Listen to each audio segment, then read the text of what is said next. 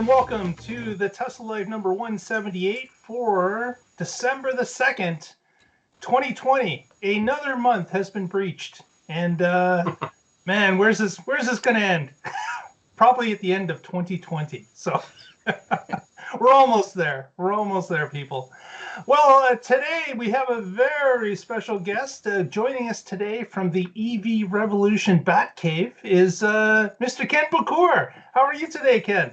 I'm great, Mark. Thanks for having me. Yes, this is my glamorous Batcave, as you can see, my unfinished basement in our house where I get relegated to. It's all good. Thanks very much for having me. It's a pleasure to be here. Fantastic. We're glad you were able to join us, and we certainly look forward to our conversation today. But let's get to the other panelists before we get started. Of course, we have our own Casey Green joining us from the DC area. How are you today, sir? I'm doing much better. I've got the equipment going. I finished work on time, and that's always a bonus. Yes, we might be able to go live again, like professionally, like we used to. We shall see, won't we? Yeah, we'll try it out. Yeah, it's not clear sailing yet, but we're getting some ducks in a row, so that's a good thing. It's a good so thing. If you see us go live and there's no like real title to it, and you want to watch the dress rehearsal, that's fine. But if you don't see a show title, then that means that it's not the real show. Good to know. We're working our way through it.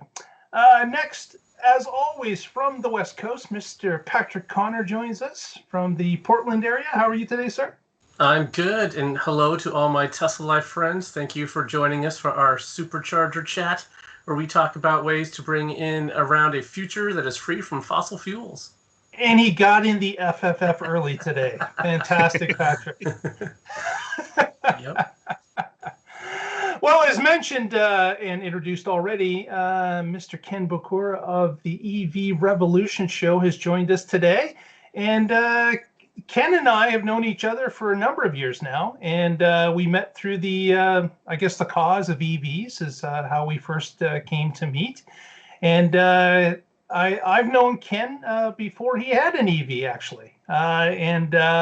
There was a time when Ken had come down to some of our local meetings here in the Waterloo region, and certainly we got to know each other through that and through events that we've been together at since then. So we thought we would have Ken on the show to talk a little bit about his particular EV journey and how it actually incorporates Tesla into it a bit as well. So there's a good tie into what we're doing here.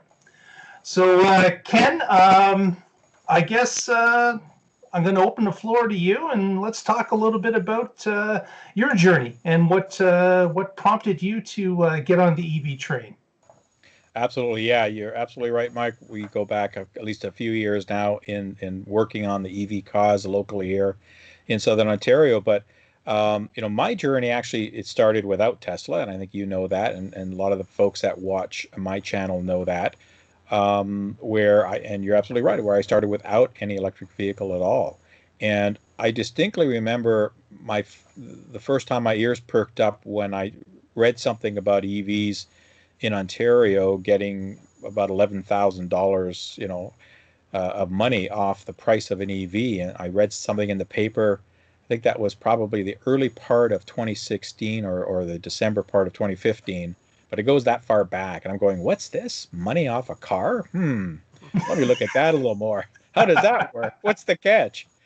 And, started to, research a little bit, delve into it, and figured, oh, yeah, there's these incentives in Ontario. Well, that's pretty cool. And, well, what's out there? Well, okay, there's a Leaf, and there's a Volt, and a couple other things, but not really much that excites me at that point. But I stay tuned, and I think, the turn for me was March 31st, 2016. And I know, of course, you guys don't know that date, but technically for me, it was April 1st, and it's no April Fool because I didn't watch the reveal for the Model 3 until the next day. It was actually about 5 in the morning on April the 1st, local time here. I distinctly remember I was at an airport. I was doing a lot of traveling back in those days, and I was at the Toronto airport waiting to board a flight to the U.S., and I think actually it was maybe the DC area, if I'm not mistaken, but somewhere on the East Coast. And I said, well, I've got time. I'll watch the the reveal and see what happened following the excitement. And lo and behold, Elon came out with the Model 3 and said 35 grand, and I did a quick calculation going, in Canadian bucks, that's 42 and change. 40 if hey, that's pretty good. If I get 11,000 bucks off of that, now you're talking. And put my my reservation down, and that was my first foot into the EV marketplace. Wow. So it had certainly, you broached the subject previously. You read a little bit before on it, but you didn't really see anything that made sense at the time. And it was really the Model 3 presentation that got you to act. Yeah, I mean, I've seen Teslas prior to that and heard of them, of course, and knew some people that had some Model S's, but always way out of my price point. High-end luxurious car, and you're coming from a guy who typically doesn't buy new cars. I'll buy 2 or 3 year old cars, stuff that are still in warranty, and then drive them to the ground like us good Canadians do with duct tape and WD-40. We just keep it going, and then swap it. After that, do the same thing. So that just caught my eye, and going, what? EVs really? And as you know, Mark and Patrick and Casey, that the infrastructure back in 2016 was far from lacking to where it is now. We've really accelerated quite a lot in just a short few years. So, started to look around and said, well, Tesla's building this. They've got this supercharging network. They're building more of that. They've got some things. So certainly, it's a vendor, it's an automobile manufacturer that I think, from an EV perspective, is the way to go, especially at that point in time where there was very limited choice from what was beyond that in that more affordable segment. Right. And I'm sorry. Go ahead, Casey. No, I can jump in if you. Go ahead. So you mentioned that you don't normally buy new cars, and I think a lot of people did what's called the Tesla stretch, where this was more car than they've ever bought. And so, what was it about it that made it value for money, made it worth it to do that leap for you? Well, certainly bringing the price point down to something that's more affordable, but really, the range factor. And I like cool. I'm a car guy. I go way back, so I modified cars and did that import scene for several years as well. So and muscle cars way back when. So I know that stuff, and I can appreciate the cars. But certainly looking forward as you start getting older in life and and more responsible, and that plus. For me, one of my main motivator, is really the environmental play. Is what can I do to impact the environment in a positive way?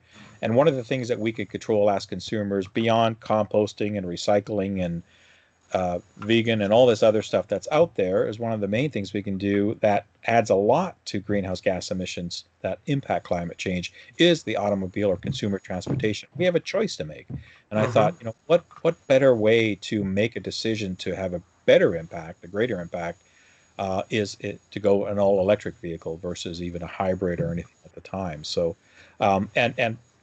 Tesla by far had the reputation of being the best electric vehicle out there from an overall perspective. So, yeah, that's the cool thing about Tesla, is you don't have to pick between an environmentally friendly car and a fun, exciting car. Hey, you get both. Yeah. And if you're into tech, you get that too. Absolutely. And what kind of kept me more informed is afterwards, like we all do, we start researching, we get on the internet, we see what's going on, and I stumbled across this Model 3 Owners Club forum, which our good friend Trevor Page started. And I got in there and I was reading the forum, and I realized that Trevor is local here in Southern Ontario. So I reached out to him and I said, hey, I'm really excited about this Model 3 thing, and I'd love to kind of stay in tuned and educate people about EVs, because I think it's important, along with continuing to follow the progress of the Model 3 and what Tesla's doing. Would you think about doing a podcast or something? And Trevor says, yeah, we could do maybe a YouTube show. So that's how I got involved in the Model 3 Owners Club from day one. Is Trevor and I got together, we planned it out, and we started producing the shows, which were always going to be centered around, obviously, the Model 3, since that's the naming of the show. But I wanted to bring also the viewpoint from a global look at the EV market as well. And, what other people are doing. What else is going on? Because as you know, 4 years is it doesn't sound like a long time, but it's been leaps and bounds in this marketplace as far as the advancements from technology and manufacturers and offerings and everything. So that was the whole emphasis for the show, and to continue to do that. And we grew a pretty good following out of. I was with that for about 2.5, almost 3 years, I guess, doing that. Exactly. And then, like you said, from a global point of view, you started to look at obviously what else was out there. What are other countries doing? What are other manufacturers doing? What's tracking? And I guess that's where the EV Revolution show came into play. Is that correct? Yeah, basically, because I wanted to continue to focus on that. And, God bless Trevor. He's passionate about Tesla like you guys are, and that's great. The more people that are out there talking about EVs, even if it's just a singular approach for the main, that's fine, because it gets people thinking, it gets people looking at options that are available to them. But I wanted to really, continue to expand the show to not just focus on one vendor, one manufacturer. So, and Trevor wanted to keep doing what he's doing. So I said, okay, well, let's start this EV revolution. Give me a hand with the first few episodes, and then I'll just kind of take it over my own. And that was always the plan, that we would continue to do that. And once in a while we collab and our paths cross. But I think it's been good. I really like the aspect. I bring a little bit different aspect to the genre, to talking about it from a global. The only thing I really don't focus on is China, because there's so much going on there that you could probably eat up 3 hours of a podcast or a show just talking about China every couple of weeks. But I do try to bring that global perspective, as you mentioned, and it's worked out great. Now, the funny thing though is, people who know me and follow the show know that Trevor and I started the Model 3 Owners Club, and then he ended up getting a Model X, and I ended up getting a Nissan Leaf. So neither of us got a Model 3 out of this show. What the hell is going on with you guys? So which was ironic. I mean, Tesla. Trevor got into a situation where he wanted to get an X, and he did. And the reason, and I think Mark, why I ended up not getting a Model 3 originally was we were having a state or a provincial government change in 2018.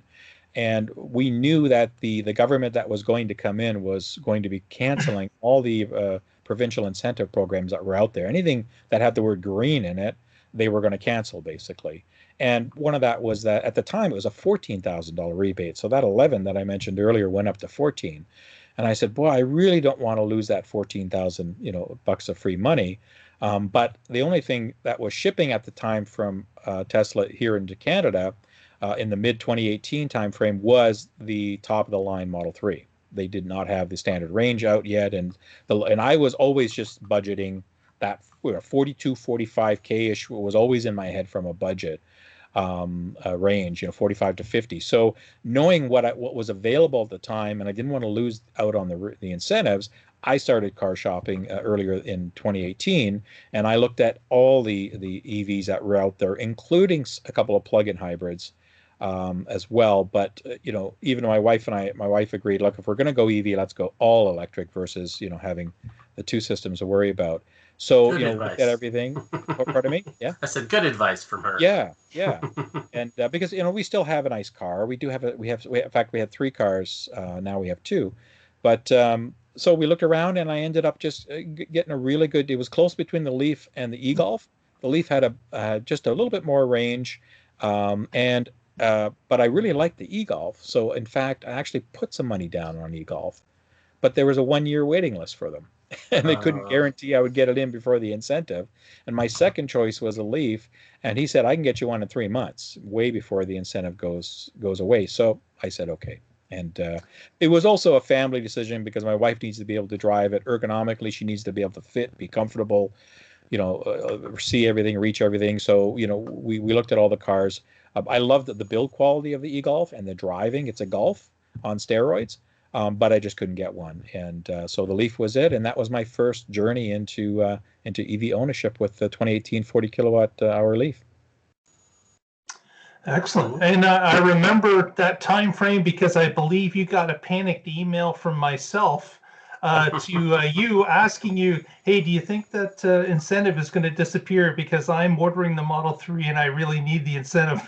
Yeah, exactly. There was a lot of people that were emailing us at the time asking similar questions, and we were saying, yeah, we're pretty well confident. And sure enough, as soon as that in September when the election happened, he came in, the Ford government came in, the next day everything went away. So they basically kibosh it, and Tesla was able to squeeze in, to get some vehicles out of that before that went away. So I had the Leaf, and that was really my 2.5 years of experience in EV ownership with the Leaf. I loved the car. It was a great car. People that follow the show know I had great times with the Leaf. There was nothing wrong with it.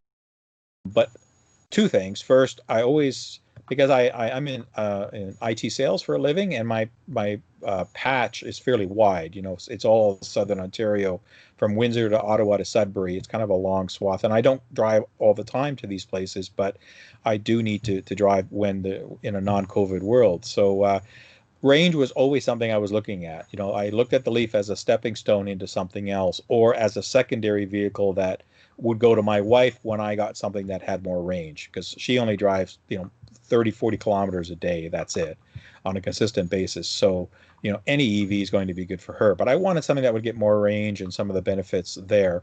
And always, again, had a sweet spot for Tesla, the Model 3, because that's really how I got into this. The Model 3 pulled me in at that reveal, right? And so always kind of kept my eyes on that marketplace. And then this year, we were fortunate, even with the pandemic and everything happening, we were fortunate that I thought, hey, we could get into a Model 3 now, and we don't need 3 cars. We can get rid of 1 and go down to 2. And so we decided to trade the Leaf, and we actually sold one of our other cars on the side, our Sentra that we had, and was able to take the step into the Model 3 long range, which I picked in December and ordered at the end of July. So they said the time it was 6 to 9 weeks, and it was 6 weeks. Yeah. So they were pretty the long range all-wheel drive. Yeah. Cool. And love it. I mean, it's a different experience in the Leaf. As you guys know, they're different vehicles. I really wouldn't pit them side by side. Mm-hmm. Even the E Plus to a degree, I really wouldn't put it. I mean, it's we all know the Model 3 is going after the BMW 3 Series, the Audi 4 Series, A4s, all those kind of vehicles, and that's not where the Leaf plays, right? Right. The Leaf is not playing into those classes. So they are different vehicles. And I've been what are we at? 2 months or so, and almost 6,000 kilometers later, and I love driving the thing. So it's not parked very long in the driveway, even though we're not supposed to be going out. I find it, hey, let's go for a drive. 4 hours later, we come back. Let's go to the pharmacy. Yeah. Because it really is, as you guys know, it really is a liberating experience when you have that much more range, especially the winter time. Where here, I'm not sure about Oregon, but certainly up here, it's not uncommon to see 40 or even up to 50% range drop when we really get those subarctic things that are going wacky here in Southern Ontario. So, the more range that I could pack, that I could afford, the better it's going to be. Not that I'm going to be doing long journeys in the winter, but again, just having that much more is going to benefit. And I always knew that Tesla's main advantages, as you guys know, are get away from the brand, get away from the aura that is Tesla, that people get caught up in, because they do have, it's not a perfect situation either, but what they do very well is BMS, and taking care of the batteries and having really rock solid battery systems. You hear of Model S's that go back to 2012 that still have 90% or 88% life in them, this kind of stuff. So rock solid stuff in the battery pack and the management. Over-the-air updates where the vehicle consistently becomes better over time, which is unheard of in the industry. Really, people are starting to copy that metrics now. And the last thing really is the supercharging network. It still is a competitive advantage, even today, 4 years later, since the Model 3 came out. But the only thing that comes close is really probably the Porsche Taycan, as being able to pull a significant amount of power, or not even, probably even exceed the Model 3, but that's a very limited number of vehicles. That's a super expensive car, and there's not many 350 kilowatt charging stations around either. Right. So with the supercharging infrastructure that is now much more predominant and continues to expand, exponentially, those are still the main differentiators for Tesla, even in today's growing competitive marketplace. And that was another reason why I wanted to at least have a Tesla in the driveway at some point in time.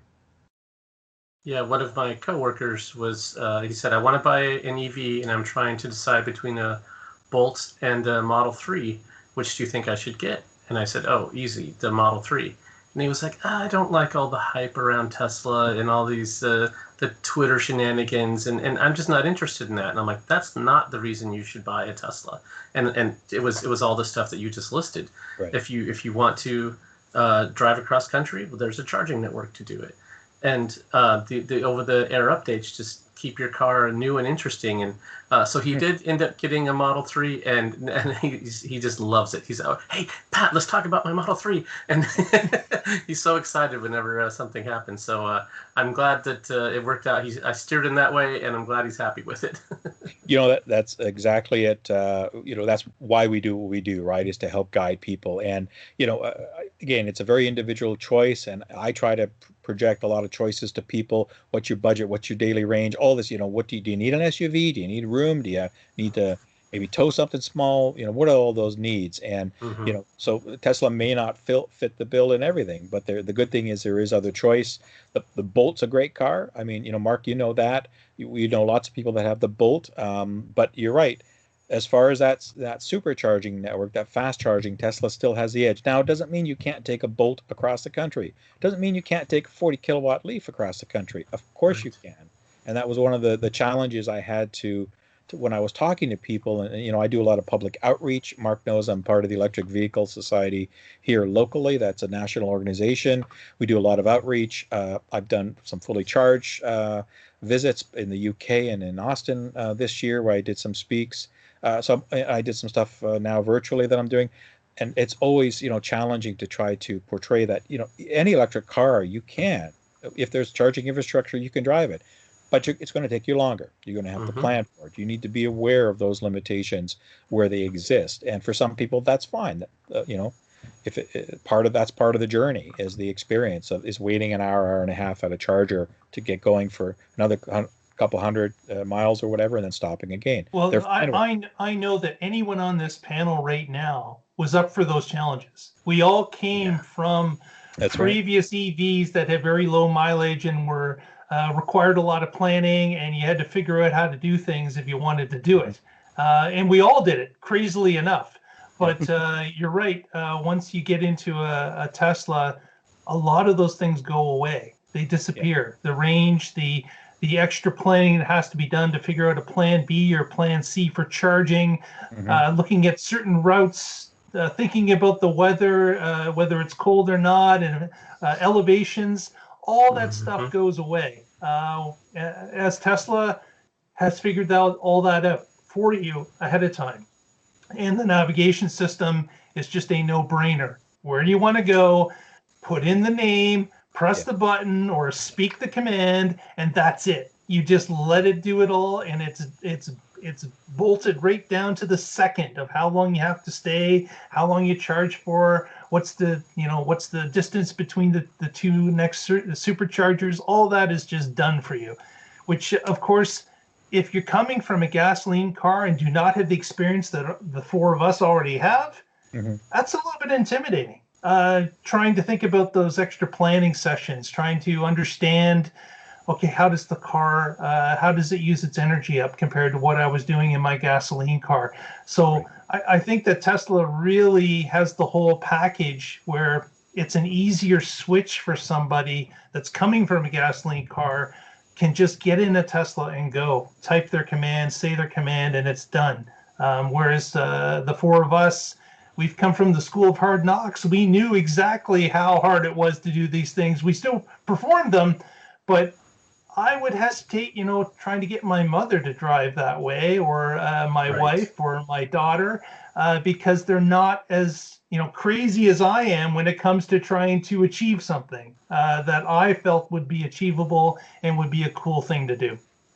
Yeah, I find that a lot of people think that that all EVs require all the planning, and I have to remind them that no, all that planning is only for long trips, and as long as your planning doesn't, as long as you don't think that typing into the GPS is a huge burden into going on your carefree lifestyle, if you can type it into the GPS every day in the red on the battery, the car will take care of you. You'll get there. It'll tell you how to stop and when to stop. And it's, once they can conceptualize that, they still don't believe it. But once they can conceptualize it and they start to see what I can do and what other Tesla owners can do, they've got that. And then when you tell them that, hey, a guy across the country in the small battery Nissan Leaf, he planned to stops. It's like, if that guy can do it, and all you have to do is type in the nav and not park it in the red every day, you can do it too. Yeah, Ken made a good point that there are a lot of more options are better. That way, someone can get the car that meets their needs, meets their budget. And if you're just looking for a commuter, an errand mobile, it doesn't matter about the charging network. And if you have some place where you can plug it in at home, you start out every day with a full battery, and that's great. And that's how I used the Leaf. I did a few road trips with it, but they were more work. And so you had to plan them out ahead of time and have backups. And luckily we have the West Coast Electric Highway in here by 2011, 12. And that helped a lot, having CHAdeMO stations every 60 miles or so. But before that, the vehicle that I had only had 40 miles of range. I got it in 2007, and I had a bag full of adapters. I was a guerrilla charge maniac. I knew, okay, I can stop at my brother-in-law's, and I can throw it in through his window to get to his dryer outlet, and I've got a connector for that. Lots of fun. Yeah. Definitely early adopter, showing us how it was done. Yeah. Yep. No, you guys, I think you hit the nail on the head, when it comes to Tesla as well. As it is that simple experience. Summarize it well, Mark. And that's one thing, again, I also have the pleasure of being part of the Automobile Journalists Association of Canada, so accredited media press here. And I get access to press fleets to do test drives and reviews and things like that. So I'll be doing more of those. So I do get into other vehicles as well, EVs, and get to explore them and play with them for a few days or a week. And you're absolutely right. Planning the trip and doing something like that, yeah, it'll route you. It has GPS. It'll tell you where the charging station is, but it doesn't give you that level of detail and also making it easy. It's almost like saying, "Hey, Alexa, take me to the store." That kind of approach, right? Where it gives you that information. What you're going to have within a couple of percent. It's that accurate. When you get to your destination, if you were to want to turn around and come back, what that's going to be like on your battery, all that kind of stuff, if you can make it back, all that good stuff. So it really does make that experience simple, and that's a big selling factor for Tesla. Now, it is my hope that type of experience will become the new norm in this decade, that all automobile manufacturers that are going to get into EVs, and most of them are now, will end up realizing, okay, maybe they won't be doing as much sophistication as Tesla will, but they'll focus on making that experience easier. And I think we're starting to see that when you look at the ID4 and the next generation Nissan with the Area and some of these other vehicles that to make that user experience much more simpler, to get people that are coming from ICE vehicles to say, hey, it really isn't that big of a jump. I don't really have to worry about it. And you're right, Patrick. There are millions and millions of people around the world that have access to home charging. So even if we take away the condos and the people that live in urban areas that only have street parking and that have challenges to get home charging, if we take those people out of the equation, we're still left with millions and millions and millions of people that do have either a garage or a carport or a side of a house that they can mount something and plug it in, even if it's a 110 draw, to at least continue with them. I've got an uncle that's got a 40 kilowatt Leaf, lives in a condo underground parking. He luckily has a 110 plugged next to his parking spot. He's never paid for charging in the two years plus that he's owned his Leaf. It's free from his underground, so it can be done. But there's a big audience to go after there, and the good thing is that more choice is coming as well. Yeah, and I think as more EVs, as that proliferates, condos and apartments, they're going to have to start offering that as an amenity to draw people in, because when you're shopping for where to live, if that's what you drive, that's where you're going to move. Yep. And we're getting to that sweet spot. I think with the simplicity, sorry, Casey, we're getting to that simplicity. We're getting, price point's going to have to come down, get that cost parity. We're getting there. I think, the 200-mile club now is going to be the 250 or probably 300-mile club is going to be the entry level kind of all around standard moving forward, 450 kilometers or whatever that is. Do the math. I mean, that's going to be probably more than enough for the majority of people. That in combination with decent fast charging speeds and the availability of longer road trip charging will, I think, satisfy 99% of people's needs.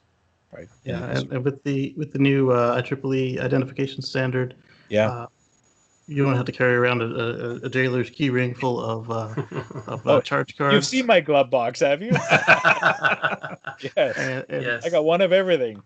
Exactly. And as you were saying, Ken, with everybody joining the 300-mile club, it'll be great for all of the regional trips. I mean, the amount of people who really do go on cross-country trips without taking an airplane before what happened with the plague, it was really slim because most people can't be bothered with all of that having about to do a road trip. And with the growing of the third-party charging networks, like here in the States, we've got the Electrify America. They have come up considerably from when they started, and all of their competition as well. The EV is just the only way to go. I mean, it'll be very obvious by the end of the decade. And you've got the right administration coming in January to help marshal that forward again. So I'm very happy to see that. Not to talk politics. We're not going to spiral down that rat hole. Somebody had to say it. It's a whole other show. It's a whole other show. Absolutely. Ken, certainly with what you do on the EV Revolution show is of course monitor some of these new cars. You do test drives. You compare cars. You also had indicated that you've got some figures for us for what's been going on sales-wise lately. Maybe you could share some of that with our audience. Yeah, I will, because some of the audience may not be aware. I try to follow on my shows the global plug-in market, and what that is it's any vehicle consumer base that has a plug. So it does not include hybrid vehicles that don't have a plug-in capability, and there's millions of those out there. So anything with a plug, so either a plug-in hybrid electric vehicle or an all-electric battery electric vehicle, and these are global numbers. And last year, globally, we did about 2.3 million in the marketplace. And because of the pandemic, I thought, a lot of analysts were predicting that we would not hit that number because of closures of factories back in the early part of the year, and just the way money's going to be tighter for people, economic-wise, all that stuff. But we seem to be at a pace where we might actually hit or even surpass that number this year, which would be awesome to grow in a year where the auto market in general, the light duty vehicle market, as it's called, LDV, was supposed to be somewhere around the 90 million mark. Will probably push around 70 to 72 million this year. So that market is significantly down globally. But the plug-in market is doing well, and I got October numbers, and just to let you guys know. So I know that Elon, of course, wants to do 500,000 this year. That's his goal.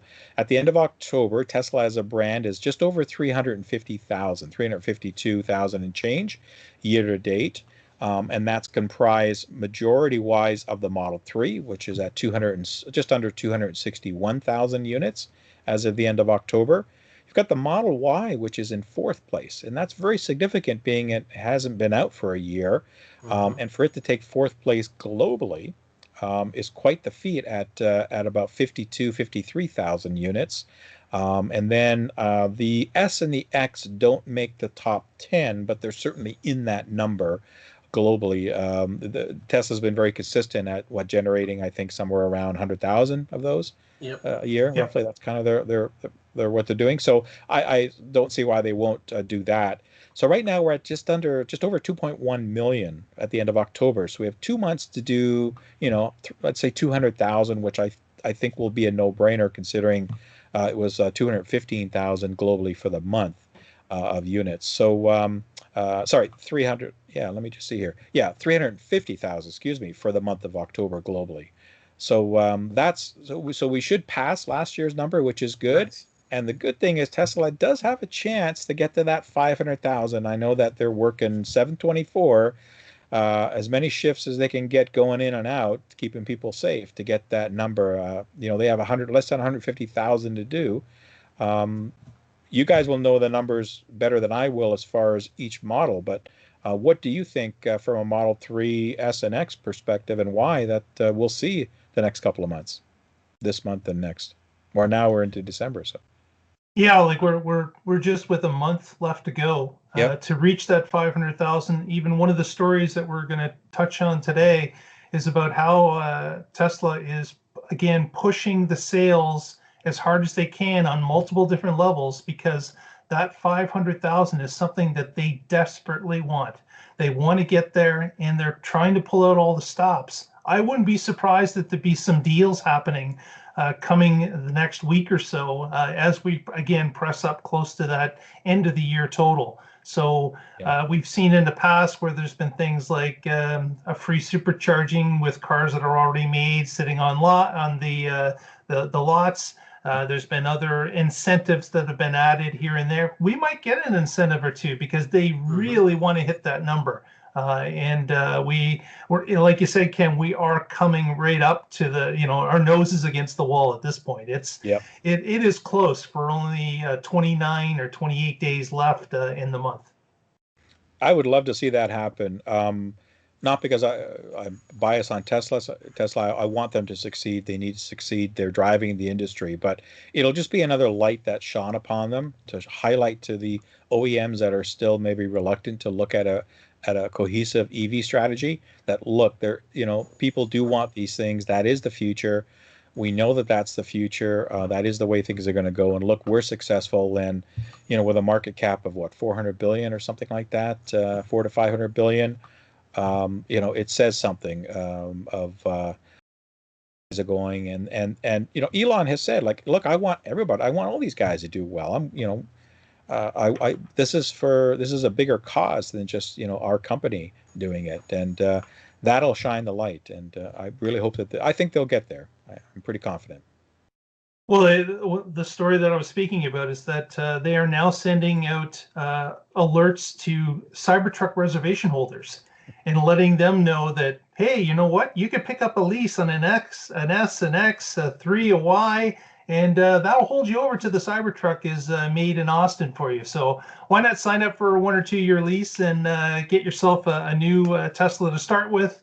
And again, that's another marketing ploy where they're saying they already have someone on the hook. They know they're waiting for a Tesla product, and they're just trying to entice them into a 1 or 2 year lease to hold them over until that Cybertruck becomes available. So what a great way to try to introduce somebody into the marketplace when they're already waiting for one of your products.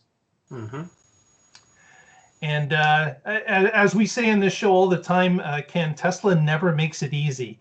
They work in a quarter type mandate, and they're always working towards in that quarter, but it always seems it gets down to the last 4 weeks and it's pandemonium across the company.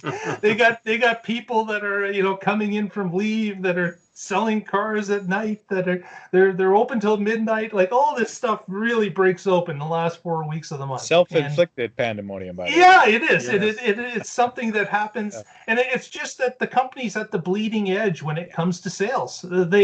They are pushing whenever they can, as hard as they can, and I got to imagine the people that work for Tesla, they've got to be exhausted at the end of a quarter, because they are all pushing so hard, wearing multiple hats, all trying to get to some sort of a number goal to reach, and it's got to be exhausting. They don't sit on their laurels. They don't get complacent. They push, and that's how you move ahead. Well, you're absolutely right, and it's amazing where, going through my recent purchase experience in a downed economy year for all arguments' sake, right? A lot of people working at home, a lot of employment's at the highest it's been for our two countries almost historically, I think, maybe since the Great Depression or one of the wars. But and yet I had a 6 to 9 week wait list for my Model 3, and I'm to do the deal. I didn't need to. Everything is online and easy to do, but I just I'm used to that human interaction, and they're going in and okay, let me go bring in my business manager and let's wheel and deal. I'm kind of used to that experience, and so I wanted to just go see the guys, but you're absolutely right, they're running ragged, and for a car that's not cheap. I mean, 65,000 Canadian, right, for the long range all-wheel drive. That's not an inexpensive vehicle, yet they're barely keeping these things on the lot. Even ones that come in or slightly used are going out quickly because there's a big market for used EVs. And that's just, that's telling something. That's just saying they got a great product and people are willing to extend and go that extra effort to own that product and to be part of that culture and to be part of the EV lifestyle that it brings. It just amazes me because there's not, you can go to Ford lots and you go to others and there's crickets there. I mean, it's hard, you got to wake up a guy to talk to him. I mean, and I love them all, but it's a, drastic change. Now you got the Koreans where are having, problems keeping inventory. And getting stuff, supplied globally, that's an issue with them. But whatever, the magic that Tesla does, it really does permeate down to that level. And unless you go through the experience, it's really hard to understand that. Yeah, one of the things you mentioned is light vehicle sales are down overall, but EVs are probably going to beat last year's number. So during a time of crisis, that tends to accelerate transitions. So we're seeing it in a lot of markets, shop from home and food delivery, and for obvious reasons there. But anytime there's this crisis, people start thinking about how really should things be? Do we have to, now that there's been this big disruption to normal life, we don't have to continue to do things the way that we've been doing them. It kind of knocks society out of that rut, and that helps a lot of people adopt new behaviors, new products. Certainly does, and you mentioned about the situation that we're in. The health aspect to EVs is becoming much more of an important topic now and concern to people. Where you'll know, Mark, that we're trying to talk to people about health benefits 2-3 years ago, and they go, well, whatever. I want to talk about money, right? Talk about total cost of ownership, which we can. But now you're talking about zero emissions and the benefits of not having to go to a gas station to inhale fumes and get all that stuff on you. And then, the zero emissions and how that adds up, especially there's so many studies now, especially on high urban corridors, like probably the I-5 up through your neck of the woods, Patrick, and, the 401 corridor we have here, how many people are suffering from illnesses, especially airborne related illnesses for the amount of traffic and emissions. I mean, all this stuff now that with the pandemic has brought it to more light and to people going, that really is kind of makes sense now. It's kind of not just fiction from before we didn't believe. Right. So it's all helping to start stirring. You're absolutely right, Patrick. We are seeing that swing in a year which we never thought we would see that swing. Right. Yeah. With the fires we had on the West Coast, it certainly made air quality something that a lot of people were thinking about. Yeah, for sure. Australia too, I'm sure. Australia started burning again. Oh. We're back where we started. Yeah. Just a circle. Well, let's touch on a couple stories before we call it a night tonight. Patrick, you're going to tell us a little bit about a interview that Elon was involved with in Berlin. That's right. Elon went to Berlin to get the Axel Springer Award, and I was like, who's Axel Springer?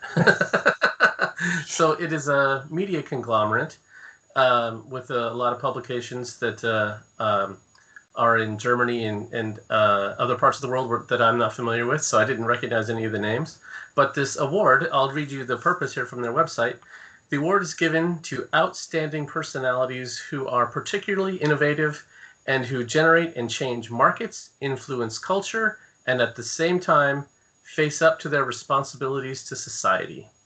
So this video came out, I think yesterday, and it was really interesting. They had some people dressed up in Starman outfits, and they made it like a SpaceX launch, and the whole, it was like you were in a big ship that was Elon said it was like a ride at Disneyland, high production quality. It was pretty cool. They gave him the award. They had an interview with him. A few of the things that he said have made headlines today. Which I thought were pretty funny because some of them were innocuous. Like, well, if somebody wanted to talk about merging with us, we'd have a discussion. Okay, no, Tesla's willing to merge with other automakers. Yeah, watch the stock market. Yeah. Yeah. So yeah, there's definitely some I don't know clickbait titles coming out of some of the things. There was another example that just slipped my mind. But anyway, it was if you haven't seen it, what's that? The sleeping on the floor of the conference room.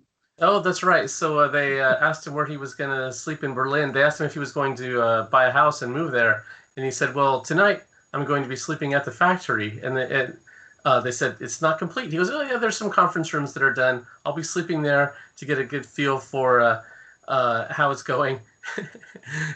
And then they said, "Are you going to be sleeping alone?" And he goes, "I don't know. We'll see." Which was Never a a dull fun little moment. joke. Yeah. That's a great question.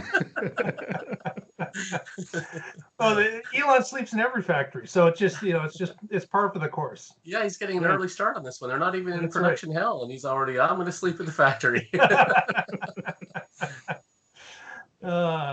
Very good. And one of the other things, you can see the link in the show notes. Watch it yourself. Again, the production value was incredible. The Starship takeoff, the flying through space, the landing on Mars, they incorporated it all into this talk, and it was very inventive. I was quite taken in by the theatrics of the whole thing. So Yeah. you can watch it yourself. We'll put the link into the show notes. They had a local DJ remix, Don't Doubt Your Vibe, and give it to him a record of their remix of his song. And Elon indicated he wanted to do a remix of Barbie Girl. He wanted to change it to Cyber Girl. That's So- right. Cyber Girl and So, Cyber so World. the record label is coming next. I can just see it now. Yeah. Should be fun. Casey, you've got a story about FSD Beta. What's going on there? Yeah, so Elon was busy tweeting again, and on the 27th of November, he stated that in about 2 weeks, the FSD City Streets Beta will go wider. We don't know exactly what wider means, but Is that a Casey wider, do you think? I'm hoping Are so. you going to get it? Because the last couple updates, man, I've been digging for stuff that they've hidden in there, and it's a little dry out there. I did find some stuff, but I don't know if that's what they were going for. Yeah, so if you get this, enjoy it. Be mindful. Don't assume it can just drive you. Be smart. Don't take a nap while you're in autopilot. Assume that it will do the worst thing at the wrong Worst thing at the time. worst possible moment. Yeah. Yes. Yep. Always be prepared. That's exactly true. Take the Boy Scout mantra and follow it to the letter. Also, Casey, you've got something about SentryMode, TeslaCam. Where's that going? Yes. So our friend Green the Only, he found references in the software to the ability to remote the SentryMode. So we're suspecting that means that you'll be able to view the high priority clips on your Tesla app, and that will be fun because you don't got to race out to the car and figure out what's going on. And racing out to the car when the SentryMode alarm is going off is kind of a roll of the dice at best right now, because they could be armed people messing with your car. And whether you're armed or not doesn't exactly matter if they're expecting you. Right, but now you can look at it and you can see if it's just a cat that jumped on your car or if it is something dangerous. And if it is something dangerous, you didn't have to go there to find out. You can call the cops. You've got your phone in your hand. So, you can. I assume this is only going to be if the car is on Wi-Fi, but maybe that's not a valid assumption. I wouldn't necessarily say so. I mean, that would be yet another good reason to move people over to the premium connection plan. I imagine that once people try this out once or twice, that it'll be just like viewing videos at the Supercharger. I see so many cars that are equipped and fully loaded with premium, and people are on their phone not watching YouTube at the Superchargers. Right. Yeah, that makes sense. It would be something you get if and only if you are paying for this premium service. Yeah, I can't imagine them giving this away for very long, other than a trial. Mm-hmm. And if they probably even as a trial, they would probably still tie it to the premium plan. And I can see, I was going to say, as a newer user of it, because I'm, again, it's a great feature that I use all the time. that would be great, because I've been looking at, gee, are there any third-party apps that I can tie in, or have to rip out the drive and plug it into a computer and watch it if I really want to investigate? I think that's a great idea, and I think you're right. It'll probably stream over that connectivity, because you can compress the video quite a lot and have short segments and not chew up too much bandwidth. So the great feature, and again, that seems to be the logical evolution of that feature. And you make a great point about the compression. It's got H.264 and 265 dedicated chips on board to compress that down as much as they need to. So it could be a little 640 by 480 or lower quality video streaming to your phone.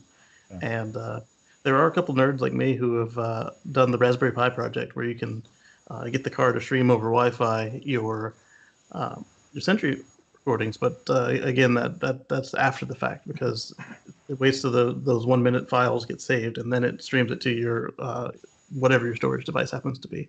Or maybe a cloud. Do you think you might come out with a cloud subscription model for that? That might be kind of cool. Yeah. Save these 3 files. I need to take them to the lawyer. Speaking of that, I got a little bit public service announcement. There was a break-in that happened recently in London, Ontario, where a person tried to throw a cinder block through the side of the car window. Successfully did so, cost about $10,000 in damage to the car, cut seats, all sorts of fun stuff from the glass shattering. But what came of it is that this person had a SentryMode on, but he didn't have a drive in it. Yep, I was going to go there when you started. So since there was no drive, he didn't have a physical copy of it happening. But since it was a major alert, Tesla at the mothership got notified. They saved it over the air, and he contacted Tesla. They still had the file. They gave it to him, and he provided that to the police. Wow. So the moral of the story is, if you're sharing with Tesla, if you're sharing data, that you can flick that on and off. If that's on and SentryMode is on, and you have a major event, go to Tesla. If something does happen, they may have the file for you, the video file that could help in apprehending the criminal. And that one is really tough to pull off correctly, because by the time most people's lawyers actually reach Tesla, they have the file has already fallen off of the server. Yeah, don't delay. Do it the next day. Delay. Yeah, immediately. So that was kind of an interesting story. Yeah, what that also brought is there will be a feature, or at least right now it's looking like it will be fully implemented, where when you have a say your drive is dislodged or full or whatever reason that the car can't save the footage and it does send it off to the mothership, they'll also save it locally into the FSD system. And when you plug in, or the MCU, when you plug in a compatible drive the next time and format it, it will offload that most recent high-level event back to your new drive when you plug it in. Cool. Yeah. I didn't know that was an option. Yeah. I didn't know. I don't know if that came from Green or from Elon. I mean, there's always something going on with Tesla. Definitely. Yeah. But you're better off if you have a drive in there, you have it properly formatted, and then you might get lucky and get it these other ways, but just do it right from the beginning. The drives are cheap.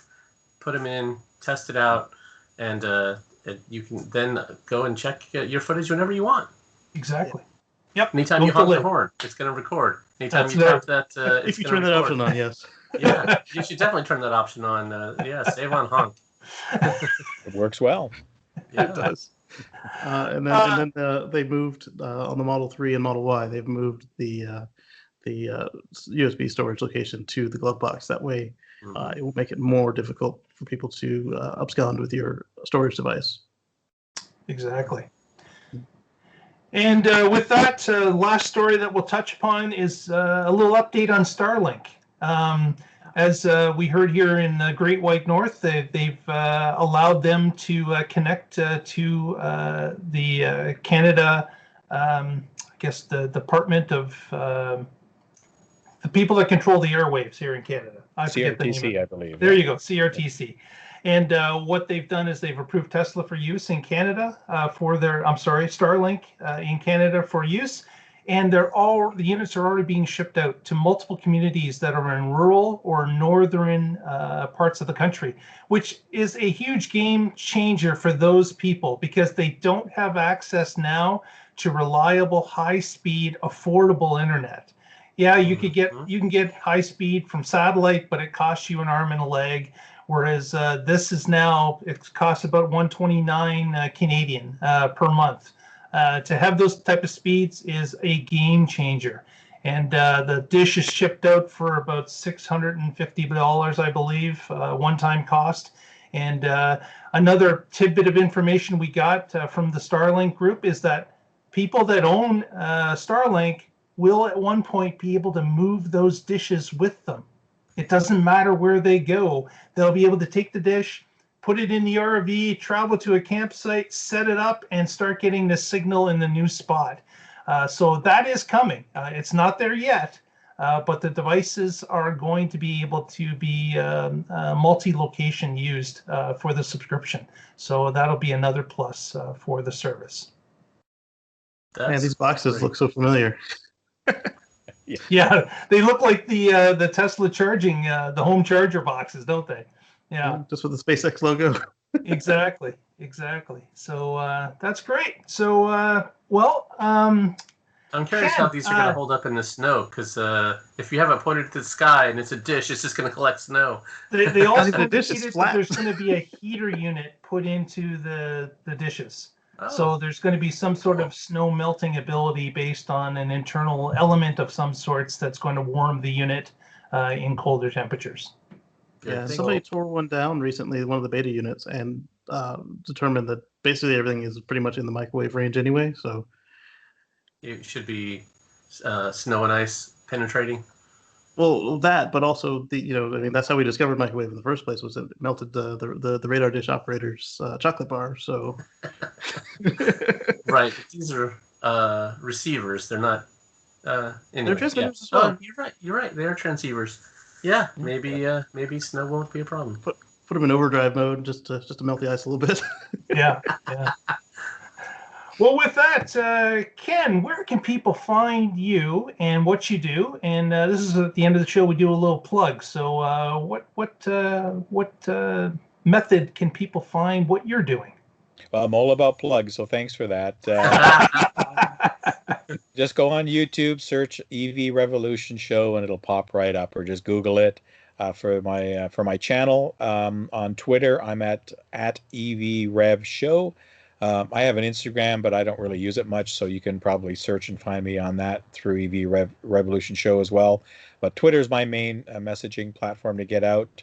And also, I do some audio podcasts. So I do what you guys do, but without the video part, having some much smarter people than me on as guests to talk about different things from the industry to technology. And I've even had Mark on. See, I've had smart people on my shows before.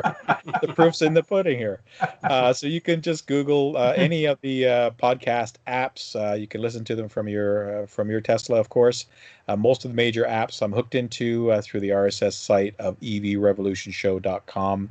You can download and listen to the audio podcast there. I don't do them on a regular basis. I do them when I get when I find a guest that wants to talk about something that's relevant. So yeah, those are the best ways to find me. Fantastic. Patrick, any shout outs? Sure. I am with the Oregon Electric Vehicle Association. You can find us at oeva.org, and I blog occasionally at carswithcords.net. Thanks, everybody. Stay positive, test negative. Well, you got some great slogans. I'm going to steal some of these, man. The FFFF, and now that one, I like it. Casey, any parting words for us this evening? Certainly. I got a bunch of videos for you, courtesy of the Tesla software update team, and I've got a couple of other nice items on tap. We've got finally found and dealt with our towing footage, as I made new footage for this move to this studio and house. I found out that I was trying to just merge them all together and make one big cohesive video, and turns out they were incompatible because the first one was a blog and the other one was how to tow with your Tesla. So expect a couple of quick how-to shorts, the vertical, here's how to plug in, all that stuff, and then all about towing with your Tesla, and then just an adventure of moving from South Carolina to Northern Virginia in a Tesla with a U-Haul. Wow. And you can find that at youtube.com/Casey Green. That's KACEYGREEN. Fantastic. If you haven't already, please give us a thumbs up at this point and subscribe if you haven't. It's free. I don't know what you're waiting for. It doesn't get any cheaper than free. So subscribe if you can. That would help us out. Follow us on Twitter at The Tesla Life and on Facebook, The Tesla Life #1. Patrick helps curate that for us, and we thank him for that. And we also want to thank Lee Moon for the music that we use at the show start and show end. Speaking of that, roll the music, Casey, and we want to thank you for watching this week. Tune in next week and find out what's happening in the Tesla life. Good night, everybody.